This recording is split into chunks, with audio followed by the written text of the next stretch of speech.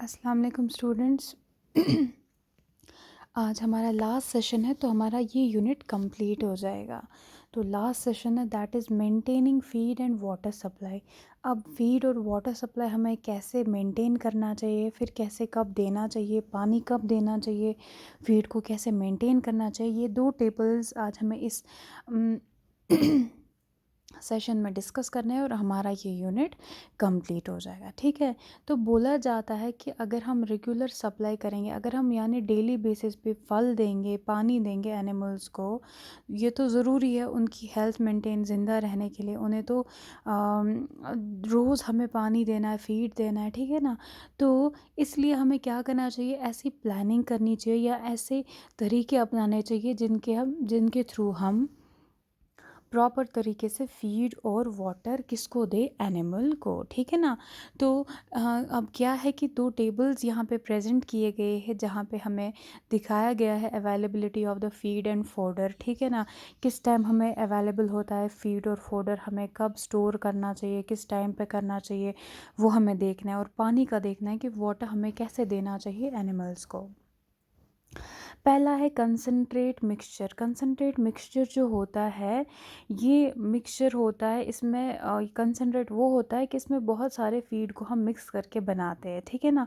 और क्या होता है कि ये हमें हार्वेस्टिंग के टाइम कंसनट्रेट मिलते हैं, यानी कि most of the ingredients used for the preparation of concentrate mixture are readily available during. अगर मुझे कोई कंसनट्रेट बनाना है तो इसमें हमें डिफरेंट फीड को मिलाना है। तो ये कब, जब हार्वेस्टिंग का टाइम होता है उस टाइम पे हमें डिफरेंट क्रॉप्स की हार्वेस्टिंग होती है।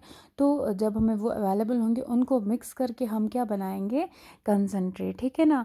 तो however long term storage of these items, यानी कि अगर हम इन आइटम्स को ज़्यादा टाइम तक स्टोर करें, अगर हम कंसनट्रेट को ज़्यादा टाइम तक स्टोर करेंगे तो ये डैमेज हो सकता है, इसको इन्फेक्शन हो सकता है, या इसको इंसेक्ट्स या चूहों का खतरा हो सकता है। ठीक है ना। Therefore loss can be kept in mind before storing these ingredients. यानी कि हमें ये ध्यान में रखना है कि लॉस होना ही होना, यानी लॉस हो जाएगा इन चीज़ों का। ठीक है ना। अगर हम इसको ज़्यादा देर तक स्टोर करेंगे, अगर हम कंसनट्रेट को ज़्यादा टाइम तक स्टोर करेंगे तो हमें इसके लिए रेडी रहना है कि ये ख़राब हो जाएगा। ठीक है।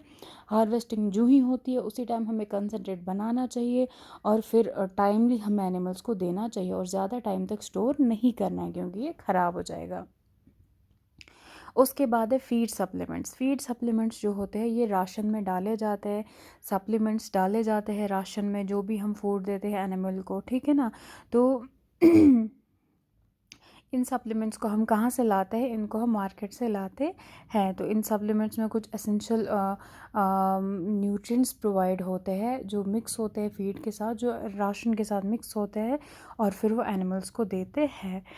उसके बाद है ड्राई फोडर, यानी कि सूखा हुआ। ठीक है ना, जिसमें हमने मॉइस्चर सारा रिमूव किया होगा। ड्राई फोडर जो दिया जाता है हार्वेस्टिंग सीज़न, जब हार्वेस्टिंग का टाइम होता है उस टाइम पे क्या किया जाता है, तब हमारे पास ये स्ट्रॉ, ये जो हार्वेस्ट किया जाता है, जो एंड पे जो बचा होता है, तो वो हमें ज़्यादा क्वांटिटी में मिलता है। ठीक है ना, तब ये ज़्यादा अवेलेबल होता है। ठीक है ना। और अगर इसको अच्छे से हम स्टोर करेंगे तो इसको बहुत टाइम निकलता है। ठीक है। देखते हैं, जैसे मैं आपको एग्जांपल दूँ राइस की। ठीक है। इलिस दाइन शलना। ठीक है। उसके बाद क्या होता है, युस तिमुक से गह शिपत रोज़ान, वो ड्राई हो जाता है। ठीक है ना। उसको ड्राई करने के बाद हम घरों में वो स्टोर करते हैं। हम उसके लिए अलग हाउसिंग सिस्टम होता है जहाँ पे वो हम स्टोर करते हैं और टाइमली उसको यूज़ करते हैं।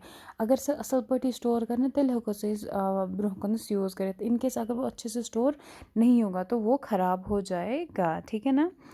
उसके बाद हम इस तरीके से स्टोर करते हैं कि थ्रू आउट द ईयर हम उसका इस्तेमाल कर सकते हैं। ठीक है ना। जब तक कि दूसरी हार्वेस्टिंग आए तब तक हम उस स्ट्रॉ वगैरह का, उस फोडर का हम इस्तेमाल कर सकते हैं। उसके बाद है हे एंड सिलेज। ठीक है ना। ये फार्मर खुद बनाता है, फार्म में ही बनाता है, ये हे और सिलेज मिलता है। ठीक है ना। जब ग्रीन फोडर नहीं होता है, जब ग्रीन फोडर की कमी होती है तो हे और सिलेज दिया जाता है एनिमल्स को। ग्रीन फोडर क्या होता है, जिसमें मॉइस्चर प्रेजेंट होता है, जो ग्रीन होता है। ठीक है। ये लीम साथ में साइज की, तो हे जो है ये घास फूस जो है वो दी जाती है एनिमल्स को। Cultivating forage for feeding of animals. Green fodder जो है कि इसको हम पूरे साल उगा सकते हैं, ग्रो कर सकते हैं ग्रीन फोडर को, ठीक है ना। इसकी कल्टीवेशन, इसकी harvesting and supply of green fodder to the animal should be plan. ये प्लान किया होना चाहिए। इसकी कब हम ग्रो करेंगे, पतकार करो, हार्वेस्ट पतकार दो एनिमल्स, ठीक है, ये प्लान मैनर में होना चाहिए। तो ग्रीन फोडर जो है ये हम थ्रू आउट द ईयर देते हैं किनको, एनिमल्स को। ये है टाइप ऑफ फीड और इनकी प्लानिंग कैसे दिया जाता है ये। उसके बाद है broad plan to ensure regular supply of water, यानी कि प्लान करना कि रेगुलर सप्लाई हमें पानी देना है तो कैसे देना है। देखो ड्रिंकिंग जो होता है, हमें पानी जो पीने के लिए रखा होता है एनिमल्स के लिए, ठीक है, हमें इस जगह उस जगह हमें पानी का ये बंदोबस्त होना चाहिए कि जहाँ पे पानी तो बहुत प्रेजेंट हो, ठीक है ना, और free access to water animals, यानी कि पानी लिमिटेड नहीं होना चाहिए, पानी बहुत होना चाहिए ताकि दिन रात उनको अवेलेबल हो पानी। पानी का एक पॉइंट, एक ही लोकेशन होनी चाहिए जहाँ पे उनको पानी मिल रहा है एनिमल्स को, और दिन रात अवेलेबल होना चाहिए। इससे आप जी, ये गंदा पानी नहीं होना चाहिए, ये साफ़ पानी होना चाहिए, ठीक है ना। जो जब गर्मियाँ होती है तब एनिमल्स को ज़्यादा से ज़्यादा पानी पीने, मतलब प्यास लगती है, पानी की ज़रूरत होती है, तो हमें क्या करना चाहिए, अच्छी सप्लाई होनी चाहिए हमें वाटर की, ठीक है। उसके बाद cleaning of shades and surrounding, जो क्लीनिंग है, साफ़ सफाई हमें रखनी है शेड्स की, ठीक है ना। तो ताकि इन्फेक्शन वगैरह ना हो, इसके लिए भी तो हमें वाटर की प्लानिंग रखनी है। पीने का अलग है, साफ़ सफाई का अलग है, ठीक है ना। दूसरा है वॉशिंग ऑफ एनिमल्स, इसके लिए भी हमें पानी प्लान करना है, ठीक है। देखो जो जो एनिमल्स दूध देते हैं उनका क्या होता है, उनको रोज़ धोना पड़ता है, जैसा हमने मिल्किंग में पढ़ा था। मिल्किंग मेथड करने से, यानी दूध हासिल करने से पहले हमें उस गाय को धोना पड़ता है, हमें शेड को धोना पड़ता है ना। तो क्लीनिंग पर्पज़ के लिए भी हमें पानी का अवेलेबिलिटी होनी चाहिए, ठीक है ना। और एनिमल्स को रोज़ धोना है। समर में क्या होता है, एटलीस्ट 2 बारी एनिमल्स को वॉश करना चाहिए, ठीक है।